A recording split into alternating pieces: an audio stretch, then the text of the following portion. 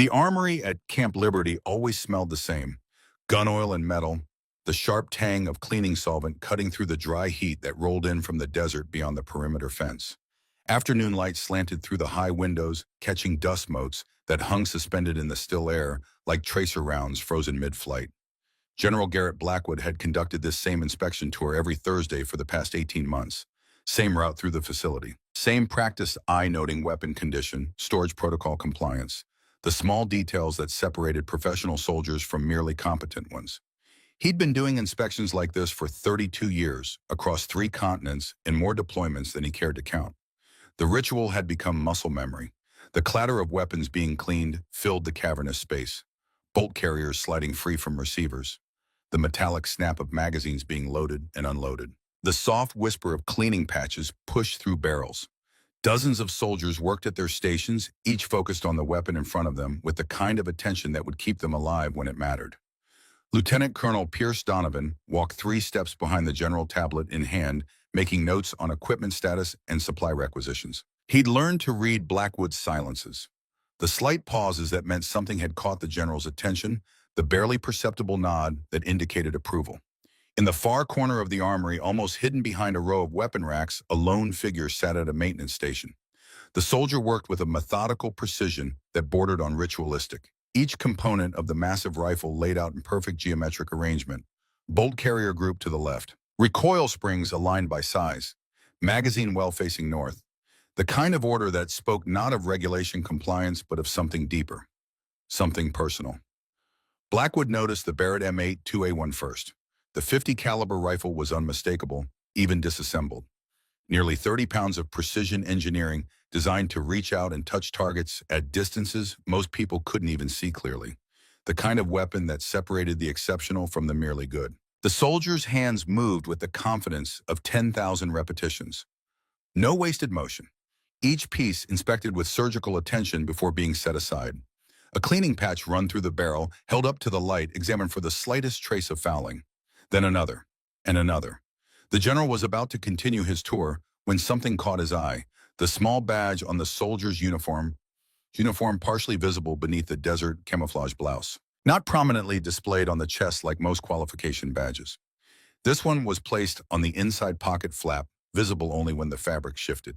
He stopped mid-step, took 2 paces closer, read the inscription: 3,200 meters. Confirmed kill. Afghanistan in 2021. Blackwood stared at the numbers. 32 years in the military. He'd worked with some of the most elite units in the American arsenal. Delta operators, SEAL Team 6. The quiet professionals who did the work no one else could do. He'd seen official records of the longest confirmed sniper shots in modern warfare. The current record, as far as he knew, was 2,815 meters. A British sniper in Iraq. That shot had made international headlines, been analyzed in military journals, become the subject of after-action reports that examined every variable that made such a shot possible. 200 meters, that was 2 miles. That was hitting a man-sized target at a distance where atmospheric conditions, the rotation of the Earth itself, became factors in the calculation. That was impossible. Soldier Blackwood said, his voice carrying the kind of authority that made junior enlisted snap to attention even when they weren't being addressed directly. That badge, explain it. The soldier looked up for the first time. Master Sergeant Evelyn Hale had the kind of face that wouldn't stand out in a crowd. No distinguishing features that would make her memorable in a lineup. Average height, average build, the weathered tan that came from years of deployments in desert regions. Her eyes were pale gray, the color of winter sky, and they held the 1,000-yard stare that marked combat veterans who'd seen too much and processed too little. She followed the general's gaze to the badge, understood what had captured his attention, and set down the bolt carrier she'd been inspecting before standing. Sir, the shot was confirmed by multiple observers and recorded by Mission Command. The engagement occurred on the 15th of March 2021 during a classified operation in the Hindu Kush mountain range.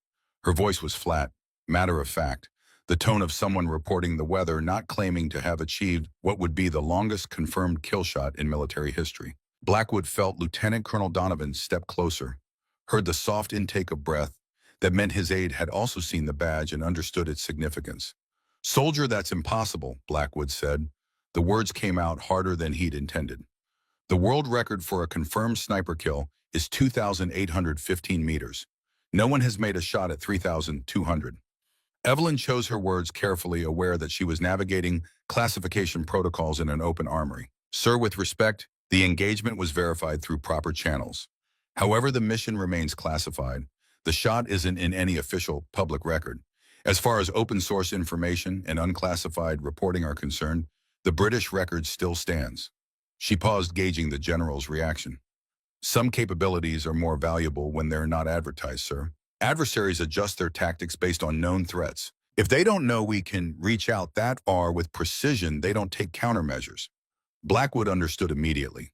This wasn't a soldier bragging about an impossible achievement. This was someone explaining why an extraordinary capability had been kept in the shadows for 3 years. The badge wasn't a boast. It was documentation of something that officially didn't exist. How many people know about this shot, he asked. Mission command, sir. The personnel directly involved in the operation. And now you. The target was designated high value enough that the engagement was worth the risk of eventual classification compromise. But operational security has been maintained. 3 years of carrying proof of an achievement that couldn't be acknowledged. 3 years of being the holder of a record that existed only in classified files that most people would never access. Donovan had pulled out his tablet, was already accessing the personnel database, fingers moving rapidly across the screen. Staff Sergeant Hale, Blackwood said, reading her name tape. I want to understand how someone makes a 200-meter shot when most elite snipers consider anything beyond 1,500 meters an extreme engagement. Evelyn's expression didn't change. If she felt pride or vindication or any emotion at being challenged, it didn't show on her face. Sir, a shot at that distance requires understanding multiple variables that affect projectile trajectory over extended range. Environmental factors include wind speed and direction at multiple altitudes, air density variations based on temperature and barometric pressure, humidity effects on powder burn rate. Ballistic considerations include bullet drop compensation at 3,200 meters. The round drops approximately 800 feet, spin drift effects from the rifling, and the Coriolis effect caused by Earth's rotation, which at that distance represents approximately 8 inches of lateral deviation. She delivered this explanation in the same flat tone she'd used before, not showing off, not trying to impress, simply answering the question that had been asked. Blackwood studied her. 24 years of command experience had taught him to read soldiers. The ones who exaggerated their accomplishments always had a tell, a slight hesitation before answering, eyes that flickered away from direct contact, a change in vocal tone that signaled uncertainty. Evelyn Hale showed none of those signs. The shot also requires, she continued, precise range estimation using multiple measurement techniques to verify distance, understanding of the target's movement patterns. Even if the target appears stationary, a human being standing still will still shift position slightly over time. The ability to maintain steady positioning for extended periods while waiting for optimal environmental conditions, and the patience to not take the shot until all variables align. Donovan looked up from his tablet. Sir, I'm pulling up Staff Sergeant Hale's basic service information. The accessible portions of her file show Army Sniper School, graduated top of class in marksmanship, advanced courses in long-range precision, shooting, ballistic computation, specialized reconnaissance. Unit assignments include, he paused, reading. Sir, most of her deployment history is classified above what I can access here. Blackwood absorbed this information while continuing to study Evelyn. She'd returned her attention to the Barrett had picked up the bolt carrier group, but hadn't resumed work, waiting for the conversation to conclude before returning to the task that had been interrupted. How long did you wait, Blackwood asked, for those optimal conditions in Afghanistan? 8 hours and 17 minutes, sir, from the time we established position to the moment the shot was taken. 8 hours, lying motionless in a sniper hide at altitude in hostile territory, monitoring environmental conditions, running calculations, waiting for the single moment when every variable aligned and the impossible became briefly possible. How many hours do you spend on that rifle? Blackwood asked, nodding toward the Barrett. 3 hours daily, sir. Complete disassembly, component inspection, cleaning, lubrication, reassembly function. Check. Every day? Yes, sir. Why 3 hours regulation maintenance can be completed in 45 minutes. For the first time, something flickered in Evelyn's expression. Not quite emotion, but a crack in the professional mask. Sir, this weapon is capable of eliminating threats at distances that challenge the laws of physics. It weighs 29 pounds and fires a projectile that can penetrate light armor at over a mile. The tolerances required for that kind of precision are measured in thousandths of an inch. If I don't maintain it perfectly, it won't perform when I need it to. She paused, choosing her words carefully. And if it doesn't perform, then I fail the mission. I fail my team. I fail the people who are counting on me to do the one thing no one else can do. The 3 hours weren't about regulation compliance. They were about control, about reducing every variable she could control to zero so that when the uncontrollable variables, wind temperature, target movement came into play, she'd still have a chance. Blackwood understood obsession. He'd seen it in the best soldiers he'd commanded, the ones who stayed up late studying tactics, who ran extra miles because the standard PT test wasn't enough, who treated every training exercise like actual combat because they understood that how you train is how you fight. But this was different. This was a soldier who'd internalized responsibility at a level that went beyond duty. This was someone carrying weight that didn't show up on any official record. "Oh, sorry," Blackwood said, making a decision. "I want to see a demonstration. Can you show me what kind of precision shooting is possible with your equipment and training?" Evelyn hesitated, the first real hesitation she'd shown since the conversation began. "Sir, a demonstration would require appropriate range facilities with adequate distance and clear firing lanes. It would need coordination with range control for safety protocols, airspace clearance, and target systems. And it would require authorization from my chain of command." "I'll handle the authorization," Blackwood said, the tone that made it clear this wasn't a request. "Lieutenant Colonel Donovan, I want you to coordinate with range control. Whatever Staff Sergeant Hale needs in terms of distance target systems and safety protocols, make it happen." Donovan nodded, already making notes on his tablet. "Sir, our longest range here at Camp Liberty is 1,200 meters. If she needs the full 3,200 for a proper demonstration, we'll have to coordinate with off-base facilities or request special authorization for extended range operations." "Then we start with 1,200, Blackwood said. He looked back at Evelyn. "That's still well beyond what most snipers would consider a standard engagement distance. Can you work with that?" "Yes, sir." 1,200 meters is within the effective range of the M8-2A1 and will allow demonstration of precision shooting capabilities while remaining within your current facilities. Blackwood started to turn away, then stopped. "One more question. How many confirmed kills do you have, Staff Sergeant?" Another flicker in those gray eyes, brief as summer lightning. 41 confirmed, sir, over 24 years of service. Not the hundreds that snipers in Hollywood movies racked up. Not the inflated numbers that showed up in unauthorized biographies and breathless magazine articles. 41 human beings, each one verified through proper channels, each one representing a decision that had consequences beyond the immediate tactical situation. 41 faces that she probably saw when she closed her eyes. "Carry on, soldier," Blackwood said, using the phrase that indicated his inspection was complete and she could return to her work. Evelyn came to attention, rendered a precise salute, and sat back down at her maintenance station. Her hands resumed their work as if the interruption had never occurred. Bolt carrier sliding into receiver. Locking lugs engaging. The soft click of metal on metal that spoke of perfect fit and proper function. As Blackwood walked away, Donovan fell into step beside him. "Sir, what did you see?" the lieutenant colonel asked quietly. Blackwood was silent for a moment, watching soldiers work at their stations, the familiar rhythm of weapons maintenance that had remained unchanged since he was a young lieutenant learning these same skills. "I saw someone who's been carrying weight we don't see," he finally said, "and I want to understand what American sniper capabilities look like when they're employed at that level. Should I request her complete service record?" "Do it. Request special access clearance. I want to know who we have here and what she's actually capable of." 2 days later, the demonstration took place at Camp Liberty's extended range facility. The range had been constructed in a natural depression between two ridges, providing both safety isolation and realistic topography for long-distance shooting. The high desert terrain created clear sight lines for over a mile. At the far end, 1,200 meters from the firing line targets had been set up standard human silhouettes at varying heights to simulate real-world conditions. General Blackwood arrived with several members of his staff, all eager to observe precision shooting that would help them understand capabilities they'd only read about in after-action reports. The morning air was still cool, though the sun climbing over the eastern ridge promised heat by midday. Evelyn had spent the pre-dawn hours preparing her equipment. The Barrett M8-2A1 lay on a shooting mat alongside advanced optical systems that looked more like something from a science laboratory than a combat weapon. a laser rangefinder that could measure distance to within a meter at over 2 miles, a ballistic computer no larger than a smartphone, but containing algorithms that factored in hundreds of variables, a Kestrel weather meter that measured wind speed direction, temperature, humidity, barometric pressure, and altitude, all the technology that turned long-range precision shooting from art into science. But technology was only part of the equation.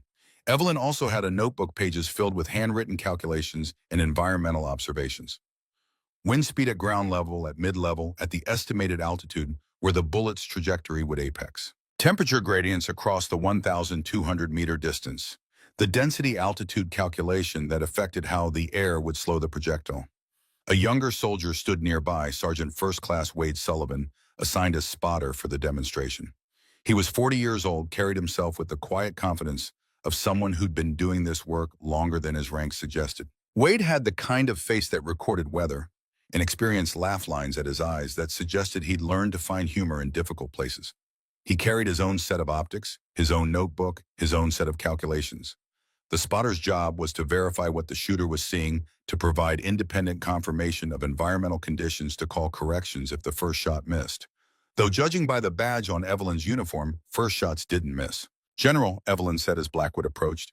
She'd been monitoring weather conditions for the past hour, recording data with methodical precision. "Target is positioned at exactly 1,200 meters, verified by laser rangefinder and GPS coordinates. Weather conditions are optimal, minimal wind at ground level, clear visibility, stable atmospheric pressure. I'm ready to demonstrate precision engagement capabilities when you give the authorization." Blackwood looked downrange through binoculars. Even with magnification, the target was small. A dark silhouette against the pale desert hardpan. At 1,200 meters, over 3/4 of a mile, a human being would be barely visible to the naked eye. The target itself was only 24 inches wide at the shoulders. Hitting it would require precision that most infantry soldiers couldn't imagine. "How long will your final preparation take?" he asked. "Sir, I've been monitoring environmental conditions since 0600. Current prep will take approximately 15 minutes for final calculations and equipment setup." Blackwood checked his watch. "Proceed when ready." What followed was a masterclass in methodical precision that had nothing to do with Hollywood drama and everything to do with applied physics and disciplined preparation. Evelyn set up a small weather station at the firing point, an anemometer to measure wind speed spinning gently in the morning breeze, a compass to verify exact azimuth to target, a thermometer for current temperature. She recorded each reading in her notebook, cross-referenced them with readings Wade was taking at different positions along the range. "Wind at firing point 2.3 miles per hour right to left," Wade called out, watching a flag placed at the 200-meter mark. "Mid-range showing 3.1, target area showing 2.8 based on vegetation movement." Evelyn noted the numbers. Wind wasn't constant across distance. At 1,200 meters, the bullet would pass through different wind conditions at different points in its flight. Each variation had to be calculated and accounted for. She consulted the ballistic computer, entering data with practiced efficiency. Ammunition type 750, grain AMAX match rounds, selected from a batch that had shown the most consistent performance during previous range sessions. Muzzle velocity 2,800 feet per second, verified through chronograph testing. Ballistic coefficient, a complex number that described how efficiently the bullet moved through air. Range 1,200 meters, verified through multiple measurement methods. Current environmental conditions. The computer processed this information, displayed a firing solution. Elevation adjustment needed 24. 3 minutes of angle the measurement snipers used to describe how much they needed to adjust their scope to compensate for bullet drop. At 1,200 meters, the bullet would fall nearly 60 feet from its initial trajectory. Windage adjustment 1.7 MOA. Right accounting for the gentle crosswind that was barely noticeable at ground level, but would push the bullet several inches off course over the distance it would travel.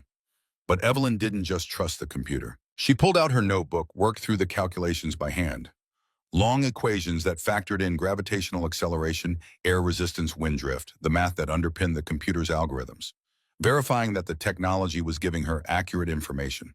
This was the discipline that separated good shooters from exceptional ones, understanding the science well enough to verify the tools. Wade watched through his spotting scope, a high-magnification optic mounted on a tripod that allowed him to observe the target and call shot impacts. He made his own observations, compared them with Evelyn's data. "Environmental conditions stable," he reported. "No mirage visible. Target clear, wind holding steady.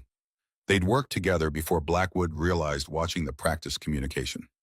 This wasn't two soldiers meeting for the first time. This was a team that had developed rhythm through repetition. Evelyn nodded, made a final note, then settled into position behind the Barrett. The rifle rested on a bipod, its weight distributed to minimize movement. She adjusted the buttstock to fit her shoulder, settled her cheek against the rest, found the proper eye relief distance where the scope's image was crisp and clear.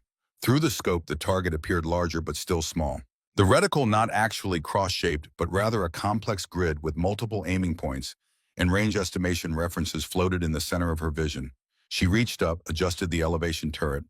Each click represented a quarter minute of angle. 97 clicks to get the 24.3 MOA the ballistic computer had calculated. Then the windage turret, 7 clicks, right. General, she said, not moving from her position, eyes still on the scope. I'm ready to engage. Would you like me to explain what I'm doing as I execute the shot? Yes, Blackwood said. He was genuinely curious, now wanted to understand the process. Sir, I'm controlling my breathing. Respiratory pause, the natural moment between exhale and inhale when the body is most still, provides the optimal moment to break the shot. I'm also monitoring my heartbeat. The pulse creates small movements that can affect precision at this distance. Timing the shot between heartbeats minimizes that variable. Her voice was calm, clinical, describing the physical discipline required to become a stable shooting platform. The crosshair is currently positioned on empty air in front of and above the target. This compensates for bullet drop and the time the projectile will spend in flight. At 1,200 meters, flight time will be approximately 1.8 seconds. The scope adjustment accounts for trajectory, but I'm also making final corrections based on real-time observation of environmental conditions. Blackwood watched through binoculars, could see Evelyn's position, solid and unmoving, could see the massive Barrett, its barrel extending forward toward a target that was impossibly far away. Evelyn took a breath, released it slowly, the natural pause as her lungs emptied. Her finger moved to the trigger, curled around it with practiced pressure. The moment between heartbeats, the Barrett's report shattered the morning silence. The .50 caliber round produced a muzzle blast that hit like a physical blow even at 20 feet. The concussive wave kicked up dust, sent a ripple through the air that was visible as distortion. The rifle's recoil rocked back against Evelyn's shoulder, absorbed by proper positioning and the weapon's effective muzzle brake system, but still substantial enough that an unprepared shooter would have been knocked off target. A cloud of dust and propellant smoke filled the firing point. The smell of burned powder, sharp and acrid, filled the air. Downrange, impossibly far away, almost lost in the morning haze, the target jerked. Impact center mass, Wade reported, watching through his spotting scope. His voice carried the tone of someone confirming something he'd already known would happen. Approximately 2 inches low, 1 inch left of center, within acceptable precision parameters for this range and conditions. Blackwood stared through his binoculars, adjusted focus, trying to see the impact clearly at this distance. The target showed damage in the center of the silhouette, a clean hit at 1,200 meters, 3/4 of a mile, a shot that most infantry soldiers wouldn't even attempt with their standard-issue rifles. Evelyn worked the bolt, ejecting the spent casing. The brass tumbled through the air, landed on the shooting mat with a metallic clink. She engaged the safety, kept the rifle pointed downrange, then glanced at Wade. Spotter confirms center mass, Wade said. Shot was good. Evelyn cleared the weapon, ensured it was safe, then stood. Sir, that was a single demonstration shot at 1,200 meters under optimal conditions. The environmental factors were favorable: minimal wind variance, clear visibility, stable atmospheric pressure. Would you like me to engage multiple targets or demonstrate shooting under more challenging scenarios? Blackwood lowered his binoculars. Impressive didn't begin to cover what he'd just witnessed. The technical knowledge, the methodical preparation, the casual precision of placing a round center mass at a distance where most people couldn't even identify what they were looking at. But something else struck him: the complete lack of emotion. Evelyn had just demonstrated extraordinary capability, and her expression hadn't changed. No satisfaction, no pride, just professional competence, treating this like any other task. That was impressive, Staff Sergeant, he said. But you're telling me you can make that same shot at nearly 3 times this distance? Sir, longer distances present additional challenges. Increased environmental sensitivity due to longer flight time. More complex ballistic computation because errors compound over distance. Greater potential for variables to shift during the bullet's flight. But the basic principles remain the same. She paused, and for the first time, Blackwood saw something in her eyes that might have been the weight of experience. And with proper preparation, proper equipment, optimal conditions, and she chose the next word carefully, sufficient patience to wait for those conditions to align. Yes, sir. 3 times this distance is possible. Show me, Blackwood said. Then realizing how that sounded, he amended, not today, but I want to understand this capability. I want to know what it takes to make shots that most people think are impossible. He turned to Wade. Sergeant Sullivan, how long have you been working with Staff Sergeant Hale? Wade glanced at Evelyn, received a barely perceptible nod. 15 years, sir, on and off various deployments. We've worked together on specialized assignments. 15 years. That was longer than most marriages. That was a partnership built on trust, developed through experiences that probably existed in the same classified files that Blackwood couldn't access. And in those 15 years, how many times have you seen her miss? Wade's answer came without hesitation. Never on a shot she decided to take, sir. There have been times when she evaluated the conditions and chose not to engage. But when she takes the shot, it hits. The distinction was important. Evelyn didn't make impossible shots because she attempted every shot presented to her. She made impossible shots because she only attempted the ones she could make. The discipline to say no was as important as the skill to say yes. Blackwood looked at the target downrange, the small silhouette with a fresh hole punched through its center. Hale, he said, I want to see your complete service record, all of it, including the classified materials. Evelyn's expression became more guarded. Sir, accessing my complete records would require authorization at levels above my clearance to discuss. The missions exist in compartmentalized files. I can tell you that proper channels exist for requesting access, but approval isn't guaranteed. Then I'll navigate those channels. Yes, sir, if I may make one observation. Go ahead. The reason those files are classified isn't to hide success or cover failure. It's because some capabilities work better when adversaries don't know they exist. If you pursue access to that information, you'll understand why, but you'll also understand why it needs to stay compartmentalized. Blackwood nodded. He'd spent enough years in the military to understand operational security. Some secrets were kept not because they were shameful, but because they were valuable. Understood. Carry on with your duties. As the general and his staff departed, Wade began helping Evelyn break down the equipment. They worked in practiced silence, each knowing what needed to be done without discussion. That went well, Wade finally said, packing the ballistic computer into its case. Depends on your definition of well, Evelyn replied. She was cleaning the Barrett's bore, running patches through until they came out clean. He's going to request the files, which means someone at JSOC is going to get questions they'd prefer not to answer. You could have missed the shot, probably would have ended his curiosity.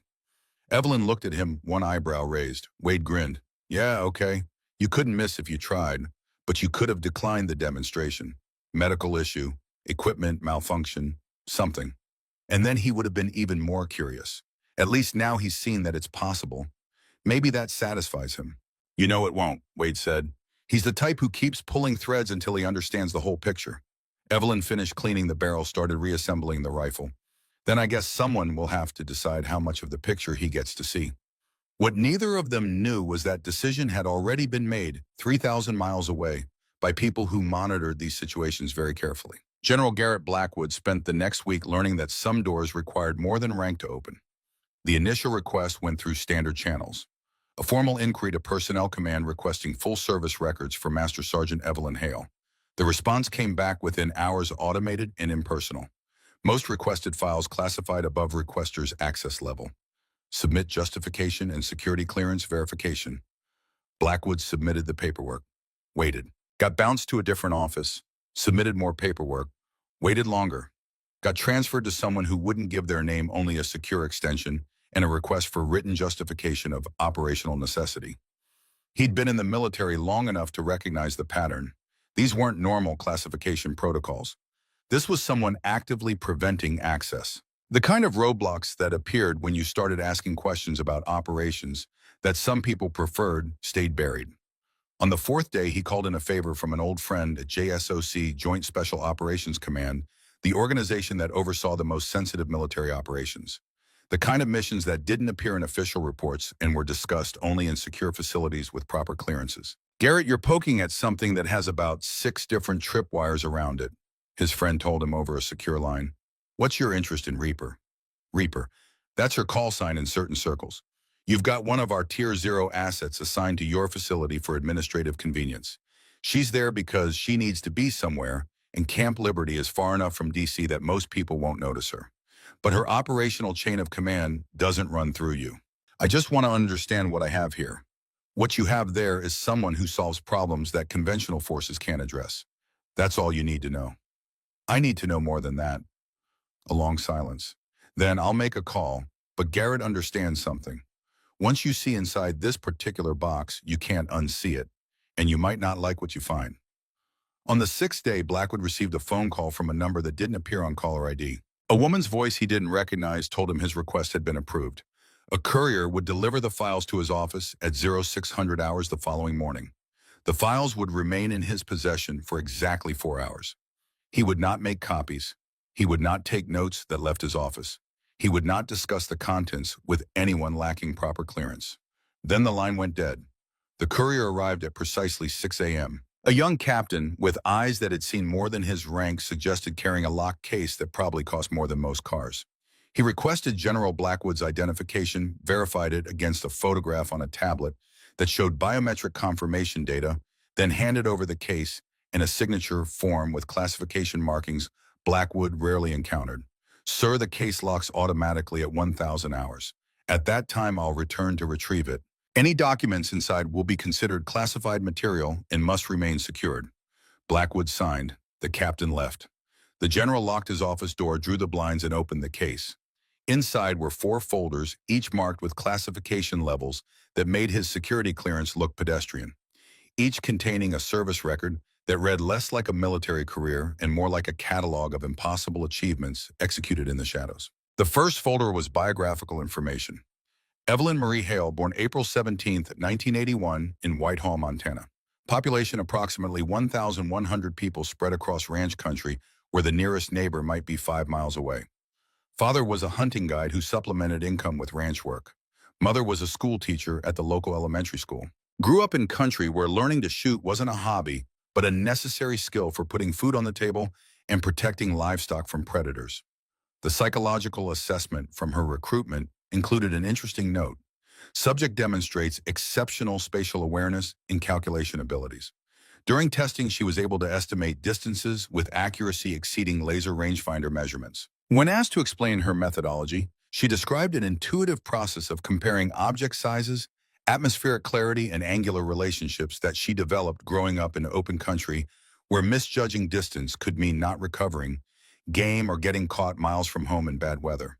Not superhuman, just skills developed through necessity in an environment that rewarded accuracy and punished mistakes. Enlisted in the Army in July 2000 at age 19. Basic training at Fort Jackson, South Carolina. Infantry school at Fort Benning, Georgia. Standard progression for a young soldier with no connections and no particular advantages beyond rural work ethic and self-reliance learned from growing up in country that didn't forgive errors. But then the record became less standard. Marksmanship qualification scores that her drill sergeants flagged as abnormal. Not just high scores, plenty of recruits achieved expert qualification, but consistency that suggested something beyond normal aptitude. 20 shots at various distances, all 20 within a 2-inch group. Repeated multiple times with identical results.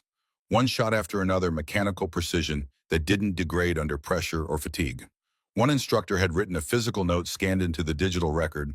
This private has spatial awareness and calculation abilities I've never encountered in 20 years of training soldiers. She can estimate wind speed by watching grass movement and compensate for it instinctively.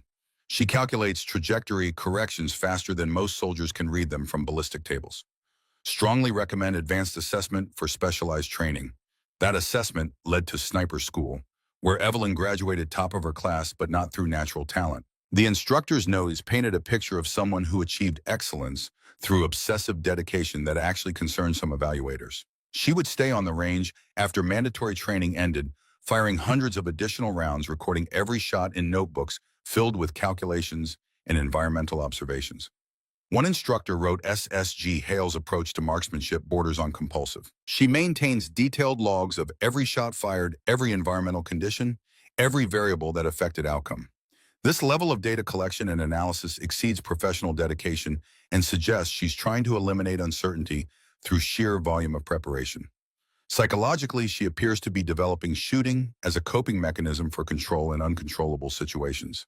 From sniper school, she went to advanced courses that most soldiers never knew existed. Long-range precision shooting, ballistic science taught by instructors with PhDs in physics, meteorological factors and trajectory calculation, classes where the prerequisites included calculus and an understanding of fluid dynamics, and then deployments. The second folder contained mission records, not all of them, just the ones that had been declassified enough for someone at Blackwood's level with special authorization. Even heavily redacted, they painted a picture of a soldier whose capabilities had been employed only in situations where conventional approaches had failed, and the consequences of continued failure were unacceptable. The first detailed mission report was dated September 23, 2018. Location redacted, but context suggested somewhere in the Middle East theater during ongoing counterterrorism operations. A high-value target had been identified in a civilian area market district, densely populated, hundreds of non-combatants present at any given time. Intelligence indicated the target was planning an imminent attack using a suicide vest containing enough military-grade explosive to level an entire city block. Conventional assault was impossible. Too many civilians. Too much risk of the target detonating the vest if cornered. Airstrikes were ruled out for the same reason. Explosive ordnance disposal teams couldn't get close enough to attempt a remote disabling. The target needed to be eliminated with surgical precision from a distance that prevented any possibility of triggering the dead man switch that intelligence suggested was connected to the detonator. Evelyn had been given the mission, distance to target 100 meters. Blackwood read the report twice, trying to imagine the scenario. The environmental conditions alone would have made most snipers refuse the mission. A sandstorm was rolling in from the west, visibility degrading by the hour. Wind speeds were inconsistent, gusting from multiple directions as the storm front approached. Temperature fluctuations of 20 degrees across the engagement distance as the cooler storm air met the desert heat. The technical notes in the file explained how Evelyn had solved what seemed like an unsolvable equation. She'd established position on a rooftop overlooking the target area 6 hours before the planned shot. Spent that time monitoring environmental conditions, waiting not for optimal conditions. Those weren't coming, but for the brief window when the chaos would become predictable. She'd calculated that the sandstorm's leading edge would create a specific pattern. The initial dust would reduce visibility to unacceptable levels. But there would be a transition period, maybe 20 minutes, when the sand in the air would actually help. The particles would create visible tracers she could use to judge wind direction and velocity at multiple altitudes. The technique required waiting for exactly the right density of airborne sand, too little, and there wouldn't be enough visual data, too much, and she wouldn't be able to see the target. The shot had been taken at 1847 hours during that narrow window. Single round. Target eliminated instantly with catastrophic head trauma that prevented any voluntary muscle movement that might have triggered the vest detonator. The suicide vest was later recovered intact by EOD teams. Post-mission analysis indicated that 37 civilians had been in the immediate blast radius, with hundreds more in the secondary damage zone. All survived because one soldier had the skill and patience to wait 6 hours for a 20-minute window of opportunity. The after-action report included a note from the mission commander SSG Hale's precision under impossible conditions prevented a mass casualty event and eliminated a high-value target who had been evading capture for 8 months. Her ability to execute in non-permissive environmental conditions exceeded anything I've encountered in 22 years of special operations. Recommend for commendation. There was no record of any commendation being awarded. This kind of work didn't generate medals that could be displayed publicly. Just another redacted file in a locked case. The folder contained other missions, each one following a similar pattern. Conventional approaches exhausted. Environmental or tactical constraints making the mission nearly impossible. Evelyn provided as the solution of last resort, a hostage rescue where she'd eliminated a guard from 1,850 meters, allowing a Delta Force team to breach without the hostages being executed. The guard had been holding a radio that would have alerted other militants if he'd seen the assault team approach. Evelyn's shot had been timed to the second too early, and other guards would have noticed his absence too late, and the assault team would have been compromised. She'd waited in position for 11 hours for the exact moment when the guard was alone and distracted. A counter-sniper operation where she'd eliminated an enemy marksman who had been terrorizing a civilian population. The target was another trained sniper who understood counter-sniper tactics and had remained undetected for 3 weeks. Evelyn had outweighted him, outthought him, and eventually outshot him at 2,400 meters. The technical notes indicated she'd spent 4 days in position, watching patterns, calculating probabilities, waiting for the enemy sniper to make a mistake. An urban warfare scenario where she'd provided precision fire support for a special operations team conducting a high-risk raid. 5 different shots at ranges between 800 and 1,600 meters, each one eliminating a threat that would have compromised the mission. The report noted that all 5 shots were made within a 12-minute window, requiring rapid recalculation of ballistic solutions as she engaged targets at different distances and angles. 41 confirmed kills over 24 years, not the hundreds that fiction portrayed. Just 41 human beings who had been designated as threats requiring elimination at ranges where most soldiers couldn't even see them clearly enough to identify them. Blackwood checked his watch. He'd been reading for 90 minutes. Still had 2.5 hours before the case locked and the files disappeared back into whatever classified archive they'd come from. He opened the third folder. This one was different. Not mission reports, but personnel evaluations, psychological assessments, and correspondence between various levels of command discussing how best to employ this particular asset. One document caught his attention immediately. A memorandum dated 3 years ago, classified top secret, addressed to someone whose name had been redacted, but whose title was visible: Commander, Joint Special Operations Command. The memo discussed the strategic value of maintaining Tier 0 capabilities assets that existed outside normal command structures, employed only when conventional special operations forces couldn't achieve the objective. The memo specifically referenced Reaper Actual and discussed the ethical implications of using a single individual for missions that carried such high strategic weight. Blackwood read the memo 3 times. Understanding, growing with each pass, the employment of individual specialists at Tier 0 level presents unique challenges. Unlike team-based operations where responsibility is distributed and psychological burden is shared, these individuals carry the full weight of mission success or failure.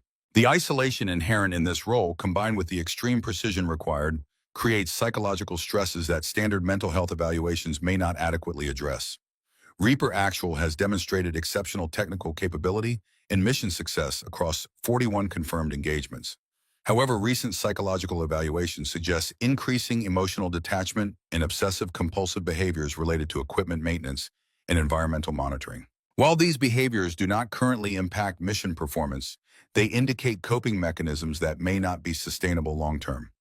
Recommendation: continue employment of Reaper Actual for strategic-level missions, but implement enhanced psychological support and consider reducing mission frequency to allow for adequate processing time between engagements.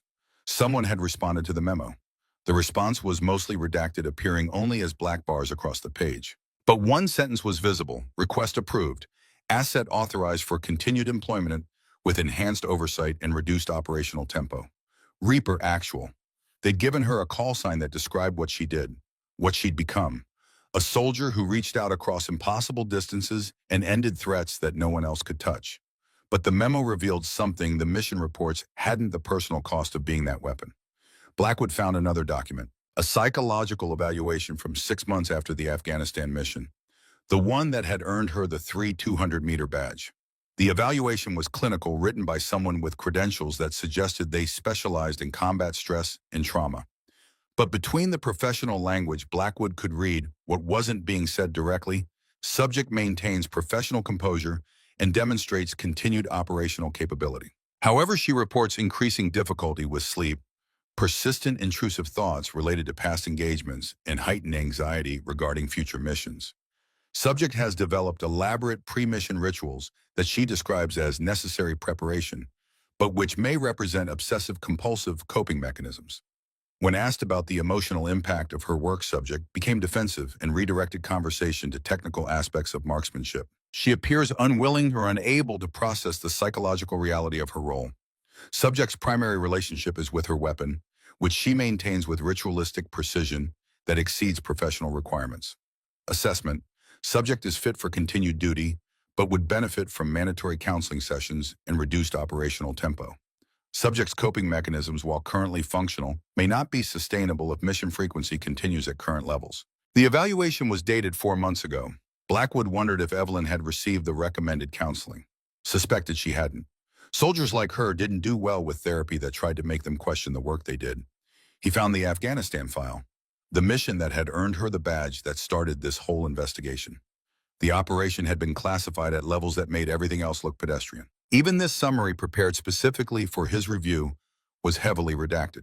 But the outline was clear enough. March 2021. A high-value target had been operating from a fortified compound in the Hindu Kush Mountains. The target was planning coordinated attacks on coalition facilities throughout the region, attacks that intelligence suggested would result in mass casualties and potentially trigger a significant escalation in regional conflict. The compound was inaccessible to conventional assault. Terrain made vehicle approach impossible. Helicopter insertion would be detected by the sophisticated air defense systems the militants had acquired. Airstrikes would destroy the compound, but also kill civilian hostages being held there, hostages whose families had significant political connections that made their deaths unacceptable from a strategic perspective. Someone in the chain of command had made a decision. If conventional approaches wouldn't work, try the unconventional. If the mission couldn't be accomplished by a team, try a single shooter with capabilities at the very edge of what technology and training made possible. Evelyn had been given 4 days to plan. The mission required infiltration to a mountain position that overlooked the compound. The firing position would be at 15,200 feet altitude. The target location was at 14,400 feet. Distance 3,187 meters later, rounded to 3,200 for the badge. The technical challenges were documented in clinical detail. At that altitude, oxygen deprivation affected everything. Cognitive function degraded. Fine motor control became difficult. The very ability to perform the complex calculations required for extreme range precision was compromised by the thin air. The environmental factors were equally challenging. Mountain winds were chaotic, changing direction and velocity with altitude and time of day. Temperature swings of 40 degrees between day and night, atmospheric conditions that made ballistic calculations more art than science. Evelyn had spent 2 days acclimatizing to the altitude before the mission, conducted practice shots at similar elevations to understand how the thin air would affect bullet trajectory, developed contingency calculations for various environmental scenarios. The infiltration took another 2 days. Moving at night, avoiding detection, carrying equipment that weighed nearly 70 pounds across terrain that would challenge an experienced mountaineer even without the load. She'd established position 36 hours before the intelligence window. The reports indicated the target would be vulnerable for a narrow period between 12 and 24 hours before relocating to a different facility. If she missed that window, the opportunity would be gone and the planned attacks would proceed. Blackwood read the hour-by-hour log she'd maintained. 36 hours of monitoring environmental conditions, recording wind speeds, tracking temperature changes, watching the target through optics, learning patterns, identifying the moment when he would be vulnerable. The log entries became more terse as time progressed. Hour 20, wind patterns chaotic, waiting for stability. Hour 28, target visible, conditions non-permissive. Holding. Hour 34, thermal shift creating predictable wind pattern. Preparing for possible engagement window. The shot had been taken at hour 36. The log entry was clinical environmental conditions aligned. Target exposed. Engagement executed at 0847 local time. Range 387 meters. Flight time 7.1 seconds. Target eliminated. Hostages subsequently recovered by ground team. Mission success, 7 seconds. The bullet had spent 7 seconds in the air, traveling over 2 miles, dropping more than 800 feet from its initial trajectory, being pushed by winds that shifted across that distance, affected by the Coriolis effect of Earth's rotation. And it had hit exactly where Evelyn had calculated it would. But there was more to the file. A personal statement that hadn't made it into the official record, but had been preserved in her personnel folder. Blackwood almost missed it, tucked at the back of the Afghanistan file. It was handwritten, scanned into the digital record. Evelyn's neat printing, each letter carefully formed. Mission accomplished. Target eliminated. Hostages recovered. From a tactical perspective, this operation represents successful employment of extreme range precision capabilities. From a personal perspective, I need to write something that won't go in the official report. I watched that man for 36 hours. I watched him pray. I watched him interact with subordinates. I watched him eat. I watched him exhibit all the behaviors that reminded me he was a human being, not just a designated target. I know what he was planning. I know the intelligence reports. I understand he was responsible for operations that killed innocent people. I'm not questioning whether the mission was justified. But when I pulled that trigger, I ended a human life from 2 miles away. He never knew I was there. never had a chance to defend himself. I made a decision that he didn't get to participate in, and 7 seconds later he was dead. The fact that he deserved it doesn't change the weight of that decision. The fact that I saved lives by taking his doesn't eliminate the responsibility I carry for ending it. I need time to process this. I'm requesting 6 months administrative leave. The request had been approved. The next document in her file was dated 6 months later, a brief note indicating she'd returned to duty and was available for mission assignment. But Blackwood understood now why she spent 3 hours every day cleaning a rifle that could be maintained in 45 minutes. Why she developed rituals that psychology evaluations flagged as obsessive-compulsive. Why she'd internalized responsibility at a level that went beyond anything official training could instill. She wasn't maintaining a weapon. She was maintaining control over something in a world where most variables couldn't be controlled, where she could be ordered to end a human life from 2 miles away and then be expected to process that and be ready for the next mission. His phone rang, the secure line. He checked caller ID, saw only a secure extension answered. General Blackwood. General, this is General Patricia Grayson. I understand you've been reviewing some classified files this morning. Blackwood didn't recognize the name, but the rank was the same as his. Peer-to-peer communication. Yes, ma'am. Reviewing service records for one of my soldiers. Not your soldier, General. The voice was measured, professional, the tone of someone used to having difficult conversations. Master Sergeant Hale is assigned to Camp Liberty for administrative purposes only. Her operational chain of command runs through channels you don't access. I'd like to understand what I have at my facility, Blackwood said carefully. A pause. Background noise suggested Grayson was in a vehicle, probably speaking from a secure phone in a staff car. What you've stumbled on to, General, is one of our most valuable strategic assets. We don't advertise these capabilities because they provide significant advantages when properly employed. Master Sergeant Hale represents the very edge of what's possible in long-range precision engagement.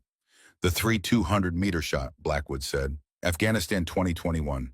Help me understand the operational context. Another pause. Longer this time. The sound of calculation deciding what could be shared. The target was planning coordinated attacks that would have resulted in mass coalition casualties. Conventional approaches were exhausted. The mission required a capability that exists at the intersection of advanced technology and exceptional human skill. Sergeant Hale provided that capability. 8 hours in position at 15,000 feet, Blackwood said, waiting for environmental conditions to align. She understands that rushing increases failure probability to unacceptable levels. That patience is part of the capability. When we assign her to a mission, we're not just deploying a skilled shooter. We're deploying someone who can evaluate complex variables and make the judgment call about when the shot is possible. The psychological evaluations suggest she's carrying a significant weight from this work. She is, Grayson acknowledged. We monitor that carefully. The mission frequency has been reduced. She receives support, though she doesn't always accept it willingly. But understand something, General. Evelyn Hale volunteered for this role. She's had opportunities to transition to training positions, administrative work, anything that would take her out of operational assignments. She chooses to continue because she believes the work matters. Blackwood thought about the handwritten note in the Afghanistan file.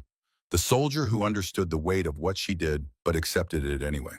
Why isn't she being utilized at higher profile levels, he asked. She is being utilized exactly as her capabilities require. These missions don't come frequently, maybe 6 times a year. Situations where every other option has been exhausted and the consequences of failure are strategic rather than tactical. Between those missions, she maintains readiness. That's what you're seeing at Camp Liberty. The 3-hour weapons maintenance ritual.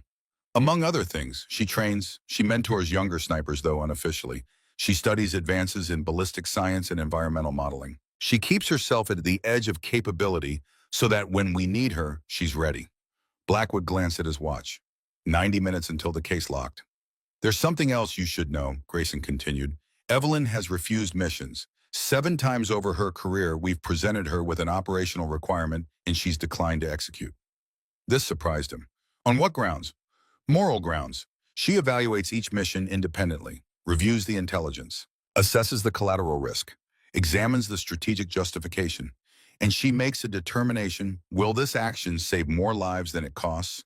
If the answer is unclear, she refuses. And command accepts that. We've learned to respect her judgment. The missions she refused, subsequent analysis suggests she was probably right to decline.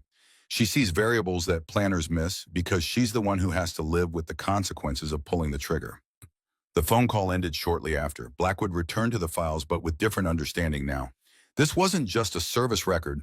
It was documentation of a soldier who'd been given extraordinary capabilities and told to use them in situations where the weight of each decision was measured in lives saved or lost. He found one final document, a mission report from 2019, Mountain Rescue Operation. 8 humanitarian aid workers captured by militants and held in a fortress built into a mountainside. The fortress was inaccessible to assault. Helicopter insertion was impossible due to terrain and air defense. The hostages were scheduled for execution within 48 hours. Evelyn had been assigned, firing position to target 2,650 meters at extreme altitude. The mission report described challenges that made Afghanistan look simple. The fortress was at 12,000 feet. The firing position was at 14,500 feet. At that altitude, every breath was a struggle. Cognitive function degraded. Simple calculations became difficult. But Evelyn had prepared, spent 3 days acclimatizing, studied the environmental patterns, learned how temperature inversions at that altitude created wind conditions that were different from anything she'd encountered at lower elevations. The shot had eliminated a guard who controlled access to the room where hostages were confined. A Delta Force team that had been staged nearby moved in immediately after the shot recovered all 8 hostages alive. The after-action report included testimony from one of the rescued aid workers. We heard a sound like a distant crack. Our guard dropped. We didn't understand what happened until soldiers appeared and told us we were being rescued. Someone had shot our captor from a distance we couldn't even see. Whoever that person was saved our lives. 41 confirmed kills, each one preventing something worse. Each one representing a decision that carried weight that showed up in psychological evaluations and obsessive-compulsive behaviors, and handwritten notes that acknowledged the cost of being a weapon. At precisely 10 a.m. his phone rang, the young captain informing him the 4 hours were complete and he'd arrived to retrieve the case in 15 minutes. Blackwood gathered the files, returned them to the case in exactly the order he'd found them. Closed the lid, heard the electronic lock engage with a soft click that sounded final. When the captain arrived, Blackwood signed the return receipt and watched the case disappear. 4 hours of access to a career that most people would never know existed. He sat in his office after the captain left, thinking about what he'd learned. Evelyn Hale was 43 years old, had been doing this work for 24 years, was carrying weight that accumulated with each mission, each decision, each shot that eliminated a threat but also ended a human life. And tomorrow morning she'd be back in the armory, cleaning her rifle with obsessive precision, maintaining readiness for the mission that might come next week or next month or next year. The mission that only she could accomplish, the shot that only she could make, the weight that only she could carry. 6 months passed like water moving through familiar channels. General Garrett Blackwood settled back into the rhythm of command.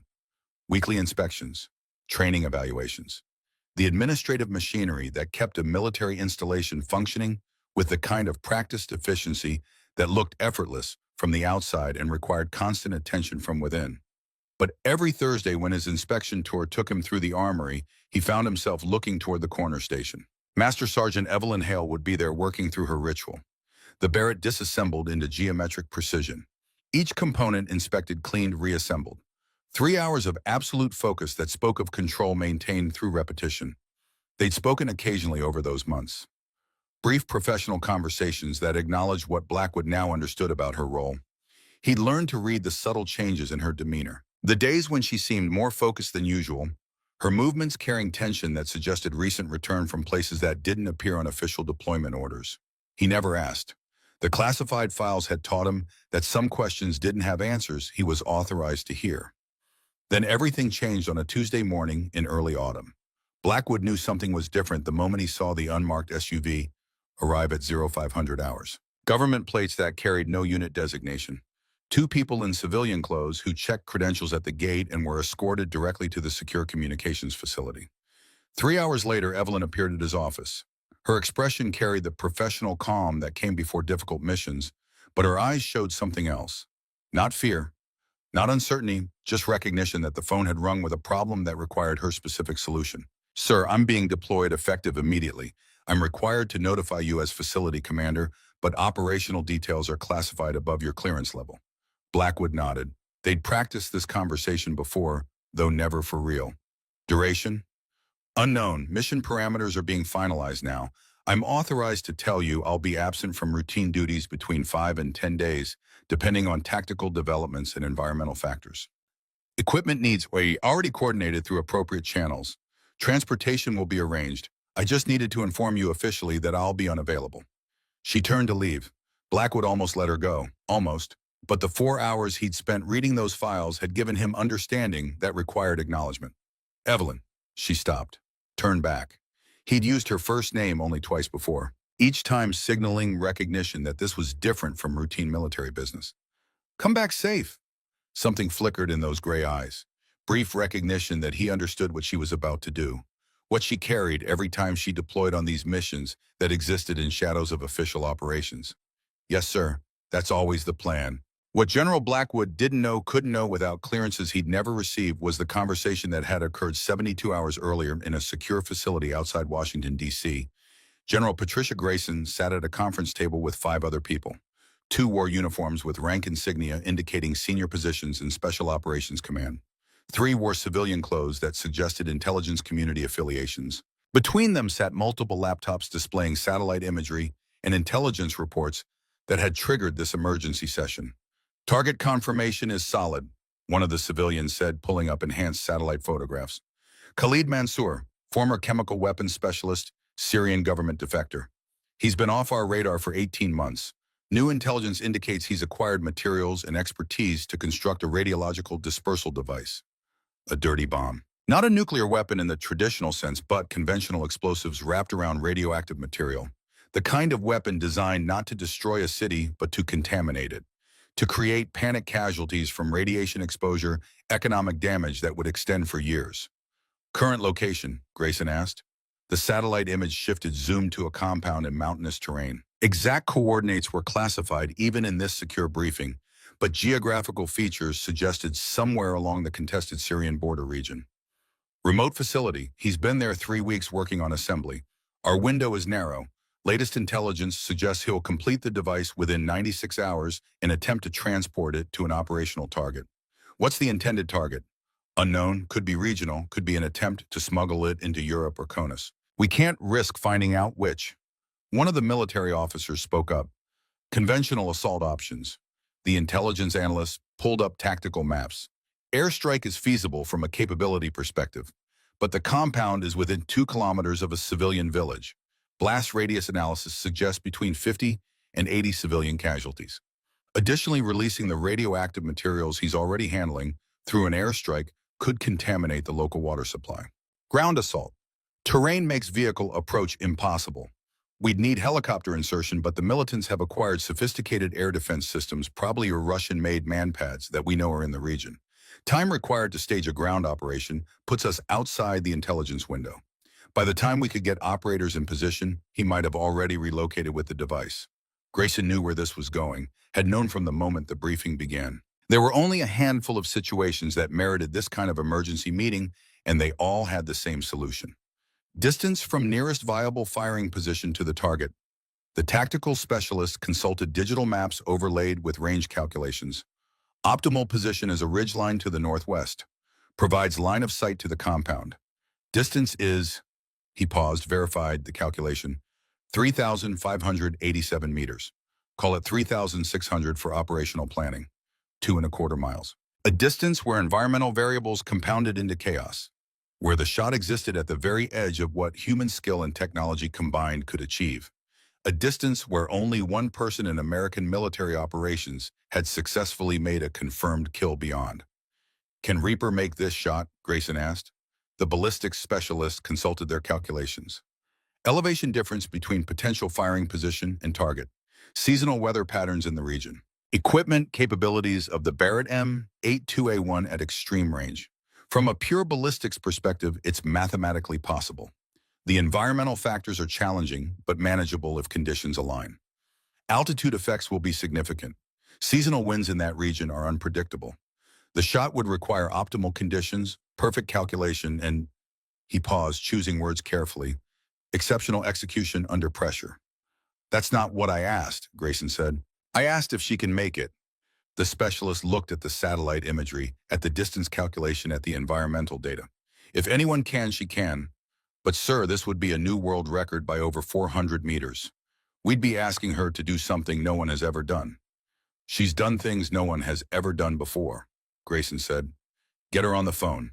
The call connected through multiple secure relays, encryption protocols layering over transmission to pathways that routed through servers on 3 continents to prevent interception. When Evelyn answered, her voice carried the calm of someone who'd received calls like this before and understood what they meant. Reaper Actual. Sergeant Hale, this is General Grayson. We have a situation that may require your specific capabilities. I'm sending you a secure data package with mission parameters. Review it and provide your assessment within 6 hours of receipt. Yes, ma'am. 6 hours. Understood. No questions, no requests for clarification. Just professional acknowledgement that a mission had been proposed and she'd evaluate whether she could execute it. 5 hours and 43 minutes later, Evelyn called back. General, I've reviewed the package. The shot is at the extreme edge of what's ballistically possible with current technology and ammunition. Environmental variables present significant challenges. Risk of collateral damage exists if environmental conditions shift during bullet flight time. Grayson waited. Evelyn's evaluations were never rushed. She'd be thinking through every variable, every risk, every potential consequence. The alternative is allowing a radiological dispersal device to be completed and deployed against a target we can't predict. That's unacceptable. I'll accept the mission with 2 conditions. Go ahead. First, I need 96 hours on site before engagement, not for basic preparation, but for extended environmental monitoring. Weather patterns in that region are chaotic. I need time to establish baseline conditions and identify stable windows. If those windows don't develop within the 96 hours, we abort and pursue alternative solutions. Agreed. Second condition. I want Sergeant Sullivan as a spotter. We've worked together for 15 years. I trust his calculations and his judgment. If conditions become non-permissive, I want someone with me who can make that call and who I'll listen to. Sullivan is already being contacted. He'll deploy with you. Anything else? Evelyn was silent for a moment. Then, ma'am, this shot is beyond anything I've attempted. The distance alone presents challenges that compound every variable. I've run the initial ballistics, and the margin for error is measured in fractions of an inch over 3,600 meters. I'm confident in my capabilities, but I need you to understand that even with optimal conditions, success is not guaranteed. I understand, Grayson said, but you're the only option we have.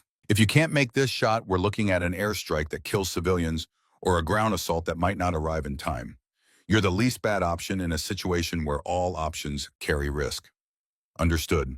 I'll do everything in my power to make this work. I know you will. Transport is being arranged. You'll deploy within 12 hours.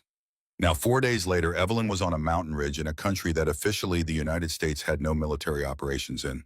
The location was remote enough that insertion had been conducted via helicopter under cover of darkness, the aircraft flying nap of the earth to avoid radar detection by air defense systems in the region. Her hide was a natural depression in the rock barely large enough for 2 people and the equipment required for extreme long-range precision shooting. She'd been here for 90 hours, monitoring wind patterns that shifted hourly, recording temperature fluctuations that changed by 30 degrees between day and night, watching the target through optics powerful enough to read facial expressions at 3,600 meters. Wade Sullivan was with her, same spotter who'd assisted during the demonstration for General Blackwood 7 months ago. 40 years old, carrying the kind of weathered competence that came from 15 years of doing work that most people would never know about. They'd spoken fewer than 100 words in 4 days. Everything communicated through hand signals or written notes. Sound discipline was absolute. At this range, they were safe from detection, but habits formed in training saved lives when circumstances changed. Evelyn's notebook was filled with observations, wind speeds recorded every hour, temperature readings at 6-hour intervals, barometric pressure fluctuations, humidity levels. All the data that would feed into the ballistic calculation that would determine whether a .50 caliber projectile fired from this position could arrive at the target location 3,587 meters away. The compound below was active. Through the spotting scope, she could see the target moving between buildings, could watch him work on components in the central structure where intelligence suggested the device was being assembled, could observe patterns in his movement that would help predict where he'd be when, if the moment came. If the moment came. 96 hours had seemed like adequate time when she'd requested it. Now, with 90 hours elapsed, Evelyn understood she might have overestimated the environmental window. The wind patterns in this region were chaotic, Mountain thermals created updrafts and downdrafts that changed by the hour as rock heated and cooled. Morning conditions were dramatically different from afternoon, evening different from both.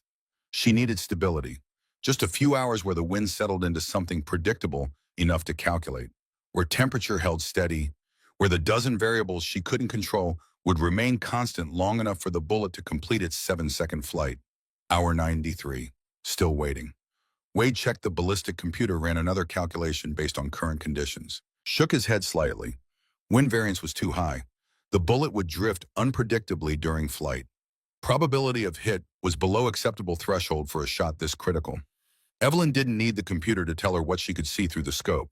Small flags they'd placed at intervals along the theoretical flight path, visible only through high magnification optics, showed wind moving in different directions at different altitudes. Chaos that made precision impossible. She settled deeper into the hide. This was the part that movies never showed correctly. Not the dramatic tension of a countdown or the action of pulling the trigger. Just hours of absolute stillness waiting for the universe to cooperate. Wade opened his own notebook, wrote a message, showed it to her, window closing. Command wants status. Evelyn pulled out the satellite phone, typed an encrypted message. Environmental conditions remain non-permissive. Wind variance too high. Continuing to monitor. Will advise when situation changes. The response came back within minutes. Understood. Intelligence update. Target activity suggests device assembly nearing completion. Time is critical. Keep us informed. She powered down the phone to preserve battery. Returned to the scope. The target was in the central building again, working on something she couldn't see clearly, but intelligence said was the final assembly of components that would turn radioactive material and conventional explosives into a weapon that could contaminate an entire city district. Hour 95. The wind began to shift. Evelyn felt it before she saw it. A change in the thermals as afternoon transitioned toward evening, the same pattern she'd observed over the past 4 days, but never stable enough for long enough. She checked the flags through the scope, saw them begin to align. Not perfectly. Nothing in nature was perfect, but trending toward consistency. Wade saw it too. Started running calculations. Updated the ballistic solution every 5 minutes as conditions continued to evolve. Hour 96. The satellite phone buzzed. Encrypted text message. An intelligence indicates device may be complete within hours.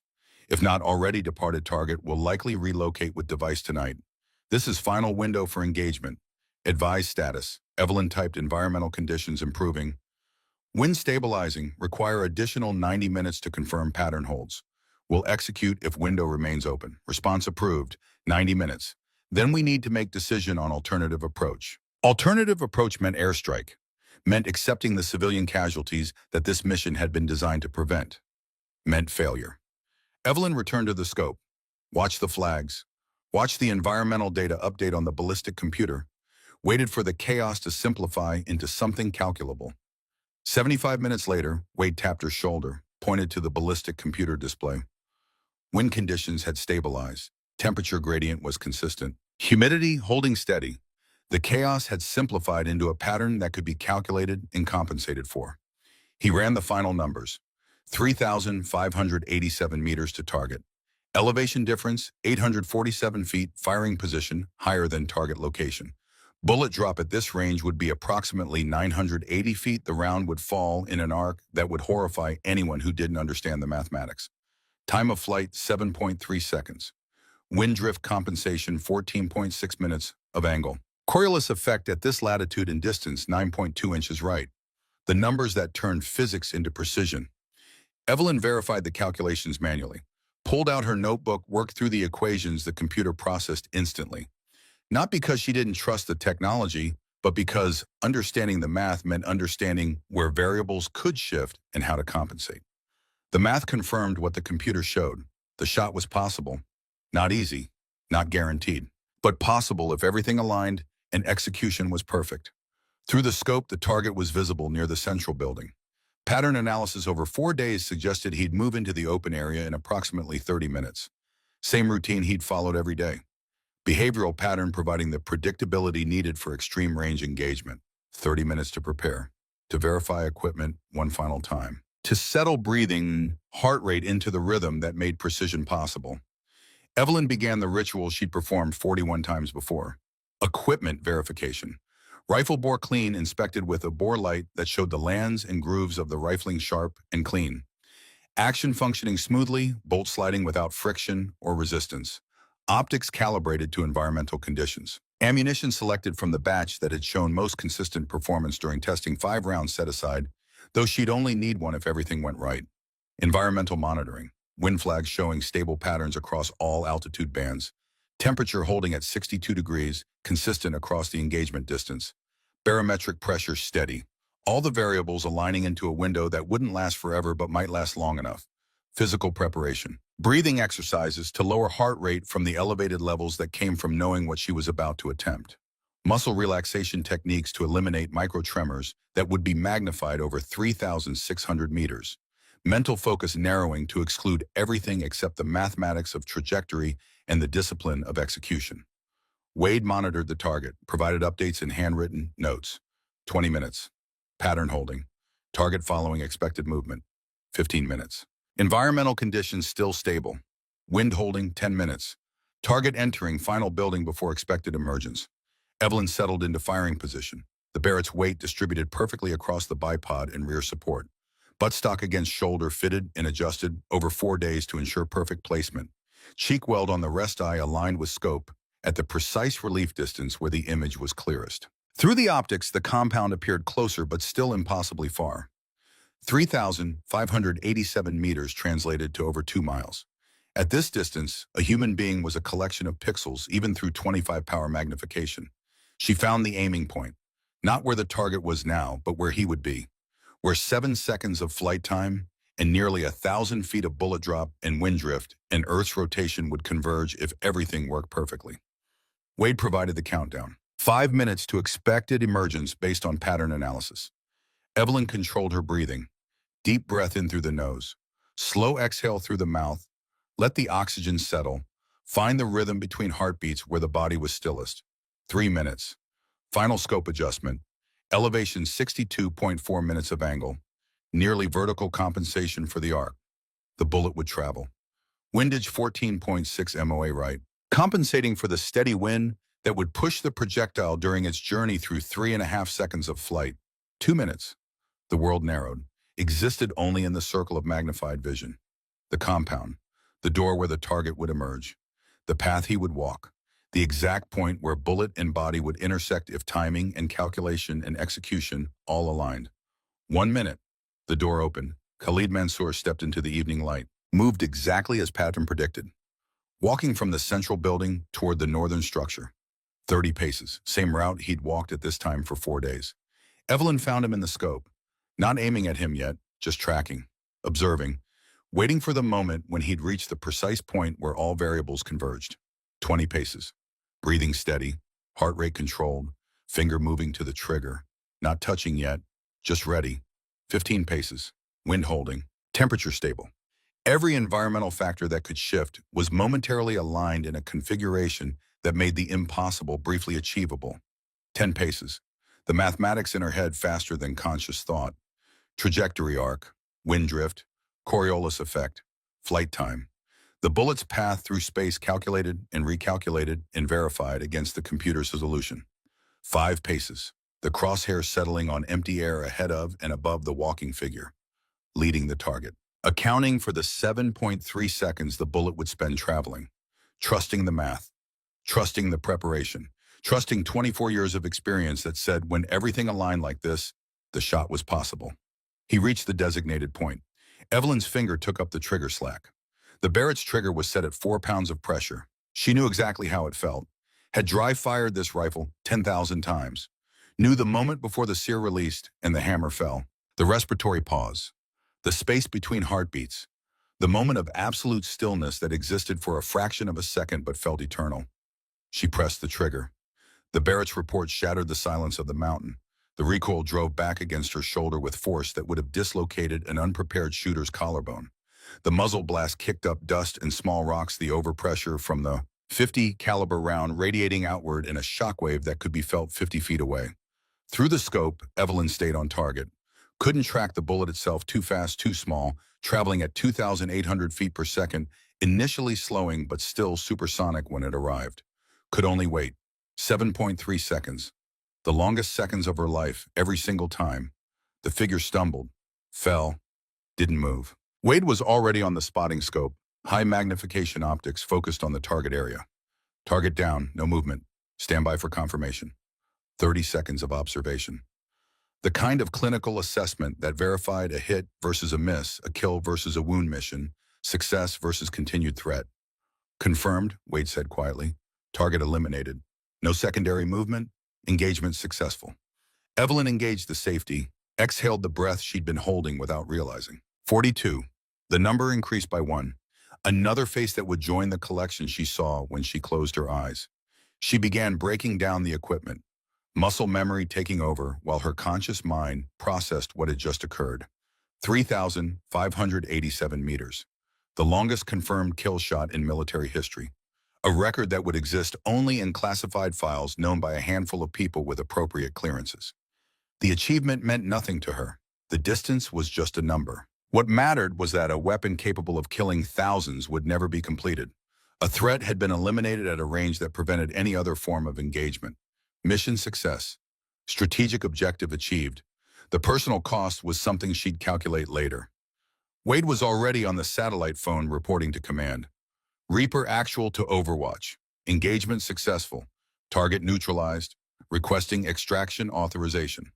The response came back quickly. A ground team that had been staged nearby would secure the compound, verify the kill, collect intelligence and materials related to the device. Evelyn and Wade's extraction helicopter would arrive in 90 minutes. Evelyn continued packing equipment with methodical precision, every piece cleaned and secured. No evidence left that would indicate their position. Professional tradecraft that had been drilled into her through years of operations. Wade finished the radio communication, turned to her. That was... He paused, searching for words. That was the most impressive shot I've ever seen, and I've been spotting for you for 15 years. Evelyn didn't respond immediately. Was disassembling the Barrett, each component handled with care that bordered on reverence. 42, she finally said. Wade understood. You okay? Ask me in 6 months. Fair enough. He knew better than to push. Knew that Evelyn processed missions in her own time, her own way. The satellite phone buzzed again. Different sender. Evelyn checked the screen, saw a priority message from command. Secondary intel. Update post-mission analysis indicates target maintained deadman protocol. Sleeper cell activated upon 72-hour missed check-in. Contingency assets being deployed to address secondary threat. You are not required for follow-up operations. Mission parameters achieved within scope of original tasking. Evelyn read it twice, then a third time. The bomb maker was dead. The radiological device would never be completed. Those mission objectives had been achieved with precision at 3,587 meters. But killing him had activated a backup plan she hadn't been briefed on. Somewhere another team was dealing with sleeper cells that had been triggered by her success. Dealing with consequences that emerged from the elimination of the primary threat. She'd made the perfect shot, had achieved every parameter of the mission as it had been presented to her. But perfect shots didn't guarantee clean outcomes. They never did. The phone buzzed again. General Grayson's secure line. Sleeper cell situation contained. 8 operatives in custody, 3 eliminated during arrest operations. No civilian casualties. Your mission prevented primary threat and forced secondary assets into exposure where they could be addressed. Strategic outcome, decisive success. Strategic outcome, decisive success.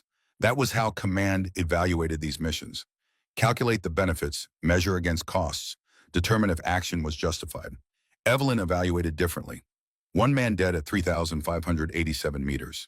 8 others now in custody or dead because his elimination had triggered their activation. Had those 8 been planning attacks, or had they been dormant assets who would have remained inactive if their handler hadn't been killed? She'd never know. That information would be classified in someone else's files, analyzed by intelligence officers she'd never meet. She'd only know that she'd pulled the trigger and the consequences had rippled outward in ways she couldn't predict or control. 42 confirmed kills. How many unconfirmed consequences? Wade found her 20 minutes later, still sitting with the phone staring at mountains that held secrets she'd never fully understand. You good? He asked. Yeah, Evelyn said. The automatic response. Mission complete. Target eliminated. Strategic outcome positive. Wade knew her well enough to hear what she wasn't saying. Knew that mission complete and at peace with outcome weren't the same thing. Want to talk about it? No. Want to not talk about it together? Despite everything, Evelyn almost smiled. That was Wade. 15 years of partnership. Understanding when silence was more valuable than words. Yeah, that would help. They sat together for 10 minutes, watching the sun set over mountains that had witnessed this moment without caring about the human drama that had just played out. Then Wade stood. Extraction in 45 minutes. I'm going to do final sweep of the hide, make sure we didn't leave anything. You good here? Yeah, give me 5 minutes. When she was alone, Evelyn pulled out her personal notebook, the one she kept separate from official mission logs, personal observations that would never appear in classified files or after-action reports. Mission 42, 3,587 meters. Target radiological device specialist. Environmental factors. Mountain thermals, 96-hour wait for stable conditions. Shot successful. Target eliminated. She paused, pen hovering over paper. Aftermath. Sleeper cell activated by target's death. 8 additional arrests/casualties. Strategic outcome classified as decisive success. Mathematical analysis suggests mission justified, prevented radiological attack that could have killed thousands. Triggered secondary response that exposed dormant threats. Personal assessment made the longest shot anyone has ever made. Saved lives that will never know they were in danger. Created consequences I'll never fully understand. The math says success. The weight says otherwise. This is why I spend 3 hours every day cleaning a rifle. Control what I can control, except that some variables will always remain unknown. She closed the notebook. Some evaluations couldn't be calculated using ballistics or probability. Some weights couldn't be measured in any units that appeared on official reports, but they still had to be carried. The extraction helicopter arrived exactly on schedule. Evelyn and Wade loaded equipment, climbed aboard, lifted off into darkness. Below, the compound was being secured by a team that had been waiting for her shot to clear the way. They'd verify the kill, secure materials, collect intelligence. Evelyn would never see the official confirmation. Would submit her after-action report to people whose names she wouldn't learn. Would return to Camp Liberty and resume the routine that kept her ready for the next impossible mission. 3 months later, General Garrett Blackwood was conducting his Thursday inspection tour through the armory at Camp Liberty. In the far corner, Master Sergeant Evelyn Hale sat at her maintenance station. The Barrett M82A1 disassembled in perfect geometric arrangement, each component cleaned with surgical precision, the ritual that had become her constant. Blackwood noticed something different. A second badge on her uniform placed on the inside pocket flap, where it would only be visible when the fabric shifted. 3,600 meters. Confirmed, he understood immediately. She'd been deployed on the mission that had taken her away for 9 days 3 months ago. Had accomplished something no one else in military history had achieved. A shot that would exist only in classified records acknowledged by a handful of people with appropriate clearances. He approached the maintenance station. Sergeant Hale, she looked up, acknowledged him with professional courtesy. Still maintaining the 3-hour ritual. Yes, sir, every day. Her hands continued working. Bolt carrier sliding into receiver, locking lugs engaging, the soft click of metal on metal that spoke of perfect fit and proper function. Keeps the weapon ready, she continued. Keeps me sharp. Keeps me prepared for when I'm needed. Blackwood nodded. Didn't ask about the new badge. Didn't congratulate her on the achievement. Some records weren't meant for headlines. Some accomplishments existed beyond recognition. I read something interesting in a classified intelligence summary, he said carefully, about a radiological threat that was neutralized through precision application of force. Strategic outcome was described as decisive. Evelyn's hands paused for just a moment. I'm not authorized to discuss classified operations, sir. I understand. I just wanted you to know that some of us who operate at certain clearance levels understand the importance of the work being done, even if we can't acknowledge it publicly. Yes, sir. Appreciate that. Blackwood started to walk away, then paused. Evelyn, how do you deal with the weight, the responsibility of being the person who can do what no one else can do? For the first time, real emotion showed in her expression. Not much. Developments in ballistic science. Developments in ballistic science, I stay ready. And I trust that when I'm given a mission, it's because every other option has been exhausted, and the consequences of inaction are worse than the consequences of action. She paused, choosing words carefully. The weight is part of the job. I accepted that a long time ago. The ritual helps. The preparation helps. Knowing that I'm doing work that matters helps, but the weight is always there. I've learned to carry it. Blackwood understood. Sometimes the best soldiers were the ones who understood the cost of what they did and accepted it anyway. Not because it was easy, but because someone had to. Carry on, soldier. Evelyn returned to her work, the Barrett coming together under her practiced hands. Tomorrow she'd disassemble it again. And the day after that. The ritual would continue until the next mission came. The mission that only she could accomplish. The shot that only she could make. 6 months later, life at Camp Liberty continued its familiar rhythm. Evelyn maintained her ritual.